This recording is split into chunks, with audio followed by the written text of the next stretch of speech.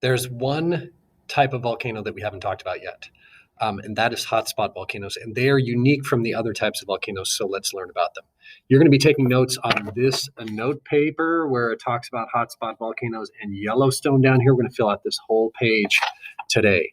If you have to pause it or back up to get the notes, feel free to do that. Okie doke, here we go. What is a hotspot volcano? It is an unmoving fountain of heat. So down on the core mesosphere boundary, we have spots on the Earth where there's a lot of heat, and that basically rises directly and burns continuously through the lithosphere and the plates above it in various places around the world, roughly 30 of them. You can see on this map here, and most of them are located in the oceans. All right. So how do they form? Well, you have an unmoving area on that core mesosphere boundary that's hotter than anything around it. So if it's hot, it's less dense, it's going to rise. It creates these plumes or these bubbles of heat that rise through the mesosphere, and then they burn through the lithosphere. And if that happens, they create a volcano. And the plate itself moves slowly over that, and the hotspot stays fixed in one place. So it continues to burn through and create new volcanoes as the plates move above it. The example you see in the diagram here is from Hawaii. You can see the current big island of Hawaii is located directly over the hotspot. Maui was before that, Molokai before that, Oahu before that, and Kauai before that. And there is a new volcanic island that they have already called Loihi, which is forming, which will be the next volcanic island in the Hawaiian chain. So examples, of course, of Hawaii, and the one we're going to focus on today, which is Yellowstone. So let's talk about Yellowstone. If you've been to Yellowstone, you know it's a very, very unique place, not only because of the animals, but because of all the geothermal features there. The geysers, the hot springs, the mud pots, the fumaroles, etc.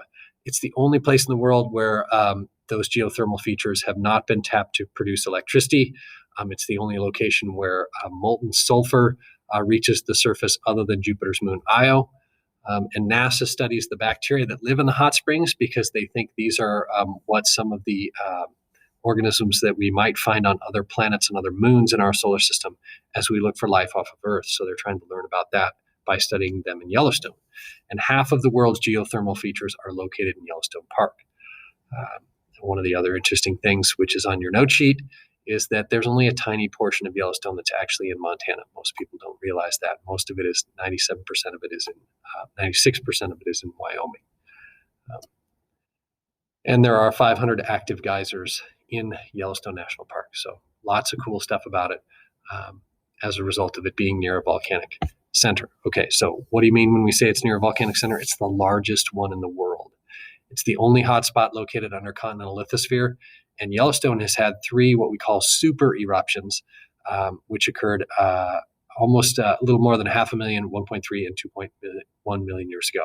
Each one of those eruptions gave off thousands of times the amount of material that was erupted from the Mount St. Helens eruption in 1980. If you look at this diagram right here, this is the amount of material erupted from the Mount St. Helens eruption. And this one, and this one are the amount of material erupted from the Yellowstone eruption. So huge amounts compared to what came out of Mount St. Helens. And your parents can talk about that. I can talk about that. Here's the ash deposits from Mount St. Helens eruption in different depths, and I don't know why, what weird wind pattern deposited ash in Oklahoma, but not the areas in between. But you can see what parts of the United States were affected by ash from Mount St. Helens. So this is the same map showing you roughly where ash deposits were from Yellowstone's eruption. You can see they spread from Canada down to Mexico. So humongous areas affected by the eruptions of Yellowstone. How do we know it's still active? Well, there is definitely some evidence, and that is the large amount of earthquakes that happen there. The only place in the United States where there are more earthquakes than Yellowstone is in California. So Yellowstone is second to California for the number of earthquakes. And actually the largest earthquake that's ever happened in Montana was just outside of Yellowstone National Park. We do have ground deformation, rising and sinking of the surface due to magma moving underneath Yellowstone Park, and not only under the park, but under Yellowstone Lake.